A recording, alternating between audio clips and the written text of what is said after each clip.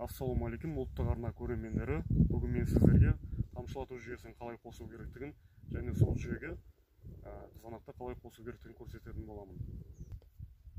Ол үшін бізге мынандай капельный лента дейді, мынандай агро магазиндерде сатылады. Осындай шланг аласыздар, капельный лента дейді, және мынандай краник аласыздар. Сосын мынандай трубаға жалғайтын боламыз. Ол үшін бізге мынандай отвертка керек, және мынандай пышақ болса бола береді. Ал үй жағдайында осылай тесе берулеріңізге қарапайым түрде тесуге болады. Арнайы дрельмен де тесуге болады, енді бұл жерде ондай зат жоқ. Сол үшін мен мынандай отверткамен тестім. Тесіп болғаннан кейін, мынандай тесіп болғаннан кейін, мынандай сальнигін саласыздар. Кең болып кетпеу керек тесігі.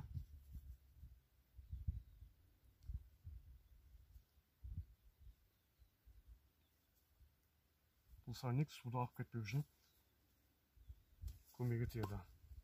Мінекей сальникті салдық. Енді мына краникті салатын боламыз. Осылай қатты бар күшпен саластыр.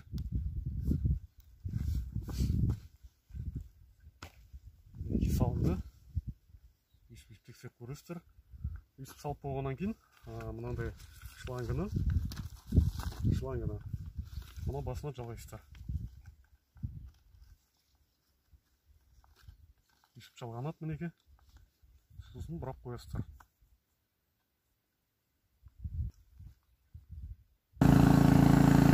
Мінеке суды жалғадық.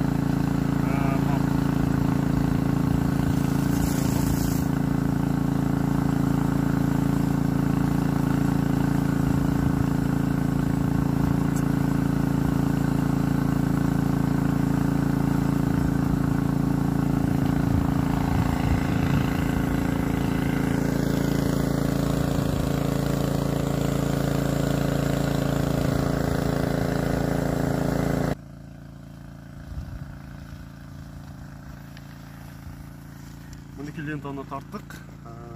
Бұны енді жақсылап түзулеп тартып аласыздар осылай. Сосын мынаны түбінен осындай кішкене кусок кесіп аласыздар. Бұның мынаның түбін күтеу үшін керек болады.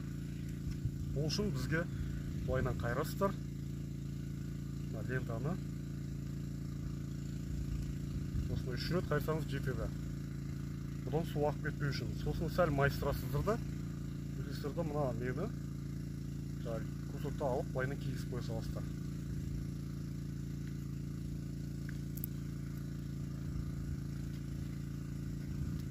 Мінекей, кигізіп қойдым, өсіп басып.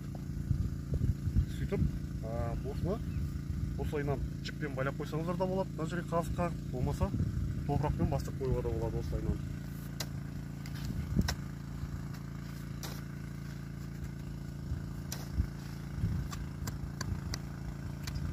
Bunu üstü pasta koysanız da болады.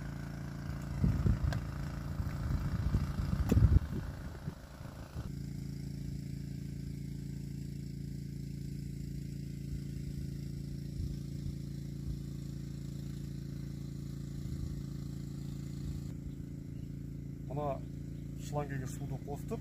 Мына осылай тамшылайды. Тамшылату деген нәрсе. Бір ескерте кететін жайт.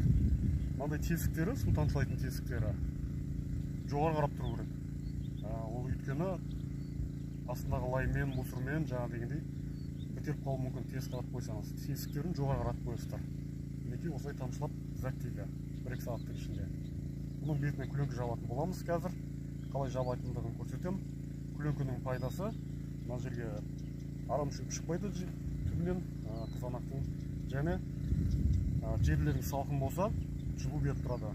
Мүмкін жердің намын кетірмей, зәгін кетірмей ұстап тұратын болады. Күленкінің пайдасы. Мінекей мынандай қылып күленкіні жабамыз. Күленкіні осылай тапасыздар.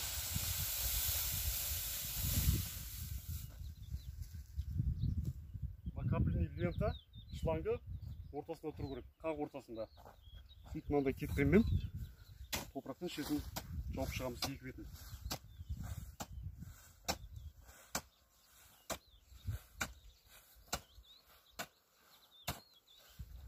Өйстіп жауып шығамыз.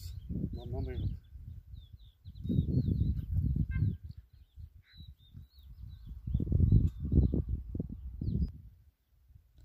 мындай көлеңкені тартып болдық. Енді мындай тесіктер тесесіздер. Осындай тесік жасап болғаннан кейін мынандай темірмен тесуге болады. Бұндай арнайы темір болмаса, бір ағашты басын шүкірлеп, осындаймен тесіп шығуға болады. Біз бірақ мынандай темірмен тесеміз.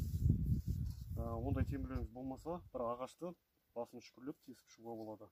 Арасы 40 сантиметрден болады. Шахматный түрде болады. Өте осылай тесеміз.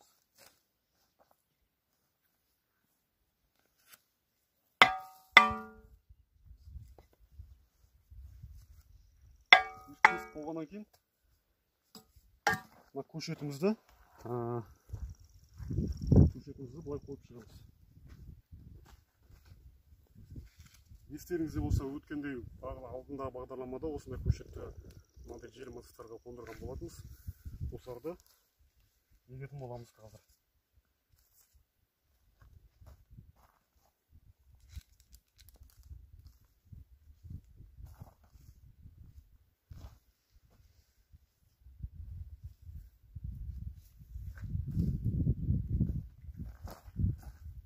Бір-бірлеп көшетті қойып шыққаннан кейін мынандай мастерок дейді, қалашақ деп те айтатын шығар мүмкін.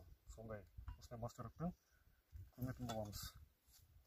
Мына көшетті былай қолыңызды осылай ұстап, түбін кішкене бет-бет қысып, осылай алуға болады. Мінекей тамыры жақсы өскен тамыры. Осыны жайлап мына тесікке саламыз.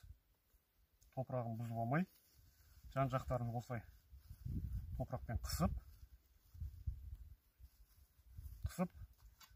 мынандай топырақтан саламыз түбіне. Осылай топырақпен салсаңыздар, шөгіспейтін болады түбінен. Мінекей осылай мынандай қысып шығамыз. Мінекей.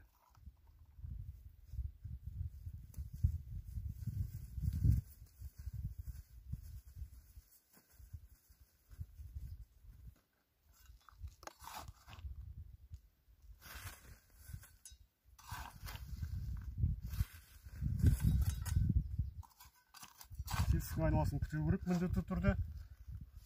Күтемесеңіздер, ауа кіріп, астынан арам шөп шығып кететін болады.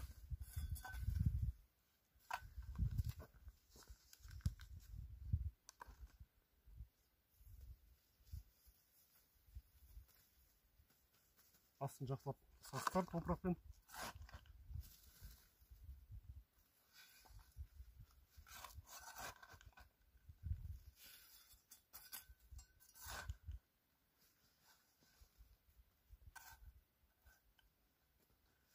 Бұлай еккеннің пайдасы, көлеңкімен тамшылатып еккеннің пайдасы сіздерге мол өнім беретін болады алдағы уақыттарда.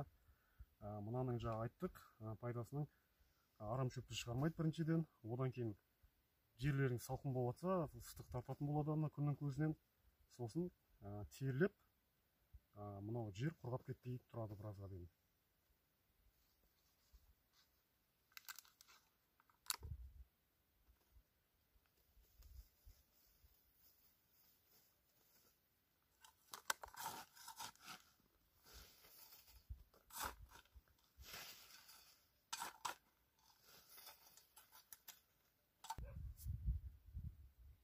Мінекей қызанағымызды ектік. Бұны үйде колонкаға жалғауға болады. Кранға жалғауға болады. Немесе құдыққа болмаса, сондай бір судың көзіне жалғасаңыздар, осылай суаруға болады. Насоспен болмаса бошкамен жалғауға болады. Алдағы уақыттарда қызықты видеолар болады. Ұлттық арнамен бірге болыңыздар.